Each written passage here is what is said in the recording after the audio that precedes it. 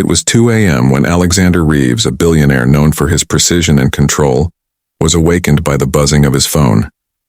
He rarely received calls at that hour, especially from unknown numbers. Normally, he would have ignored it, but that night, something about the trembling voice on the other end made him stop. A whisper, soft, frightened, almost breaking, said, "Please, help me." Before he could respond, the call ended. Most people would have gone back to sleep, but Alex couldn't. There was something in that voice, a mix of pain and exhaustion, that stirred something long buried inside him. If you believe in kindness, fate, and second chances, don't forget to like, comment, share, and subscribe to Heartwarming Tales. He tracked the call to a modest neighborhood on the edge of the city. The rain was pouring when he arrived, sheets of water cascading from the sky, washing the streets clean yet somehow making everything look lonelier. The small apartment building stood silent except for the flicker of one dim light. Alexander hesitated only for a second before climbing the stairs, each step echoing against the narrow hallway. When he knocked, the door opened slightly and he saw her. A young woman stood there, barely holding herself upright, with eyes swollen from tears and a blanket wrapped around her thin frame. "You came," she whispered, her voice hoarse. He frowned in confusion. "You called me," he said softly, but she shook her head. I meant to call someone else." Her voice broke mid-sentence and she tried to close the door, but he stopped her gently. "It's okay," he said. "You don't have to explain."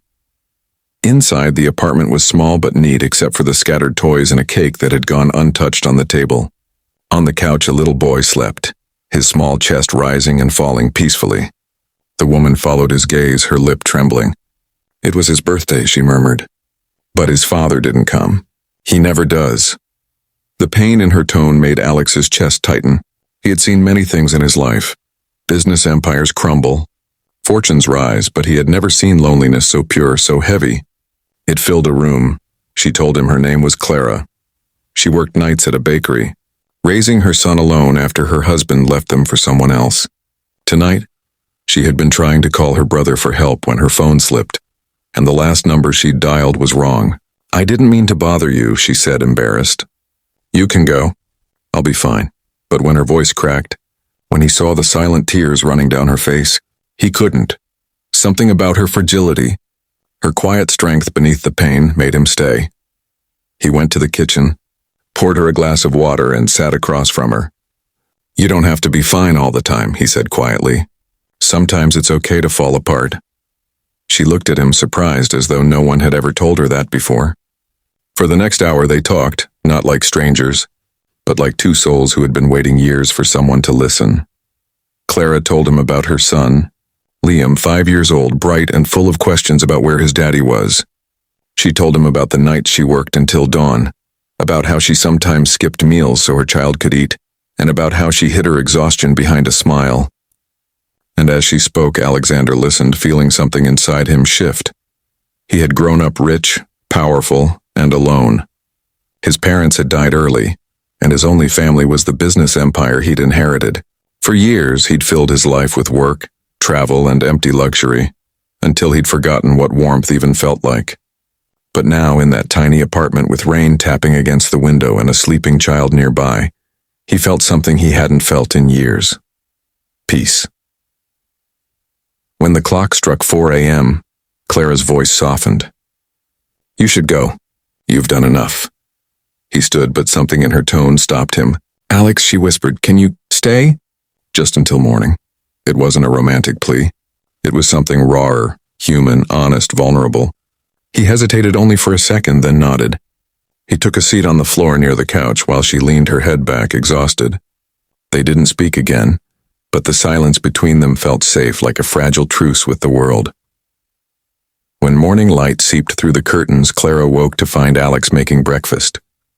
The smell of pancakes filled the room, and her son's laughter echoed softly. "Mommy," he made a smiley face. Liam giggled, pointing at his plate. Clara froze for a moment, her heart aching at the simple sight she hadn't seen in years, a man being kind without asking for anything in return. Alexander looked up at her and smiled faintly.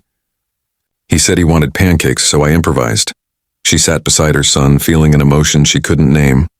Gratitude, maybe, or something deeper, something she hadn't dared to feel in a long time. Over the next few days, Alex found himself unable to forget them. He sent flowers to the bakery anonymously. Sometimes he'd stop by to buy bread, pretending it was coincidence. But every time he saw Clara behind the counter, flour on her cheek and that quiet smile of endurance on her lips, he felt drawn to her all over again. One evening, he returned to the bakery just as it was closing. Clara looked up, startled. "You again," she said, trying to hide her blush. He smiled. "You never gave me that birthday cake recipe." She laughed softly, shaking her head. "You wouldn't know what to do with it." But over coffee, the walls between them slowly fell. She confessed that she was afraid of trusting anyone again. He admitted that he didn't know how to feel at all. And somehow that honesty brought them closer. Over time, their meetings became a quiet ritual. Coffee after closing, laughter over little things, stories about her son's school day. Weeks turned into months. Alexander started to notice how the bakery felt more like home than his entire penthouse ever had. One night as they locked up, it began to rain again, just like that first night. Clara looked at him, the same question trembling in her eyes. "Why did you really come that night?" He paused, thinking. "I don't know," he said truthfully. "But maybe I was meant to." She looked down, brushing a strand of hair from her face.